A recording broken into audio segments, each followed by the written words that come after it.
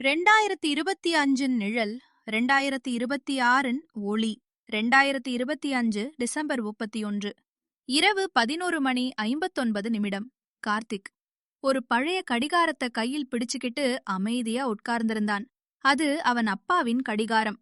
நேரம் மட்டும் காட்டல, நினைவுகளையும் காட்டும் கடிகாரம். 2025 அவனுக்கு கடினமான வருடம். தோல்விகள், இழப்புகள், நீ முடியாதுன்னு சொன்ன வார்த்தைகள், ஒவ்வொரு மாதமும் ஒரு காயம் மாதிரி அவன் மனசுல நின்னது.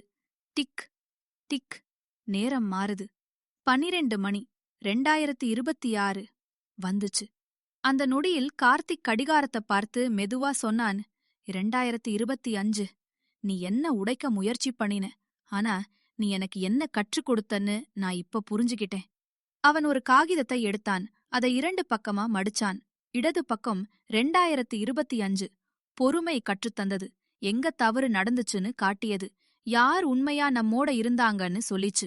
வலது பக்கம் 2026 சரி பண்ற தைரியம், மீண்டும் முயற்சி பண்ற மனசு, நான் முடியும்னு நம்பிக்கை.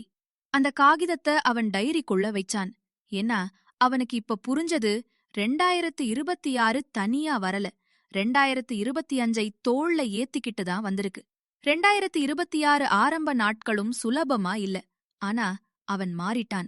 2025 அவனை உடைத்த இடத்துல 2026 அவனை உருவாக்க ஆரம்பிச்சது. ஒரு நாள் கார்த்திக் சொன்னான், 2025 என் வாழ்க்கையின் டஃபஸ்ட் சாப்டர், 2026 என் லைஃபோட டேர்னிங் பாயிண்ட். கெட்ட வருடம்னு எதுவும் இல்ல, தயார் செய்யும் வருடமும் சாதிக்கும் வருடமும் தான். 2025 உன்னை தயாரிச்சது, 2026 உன்னை வெளிச்சத்துக்கு கொண்டு வருது.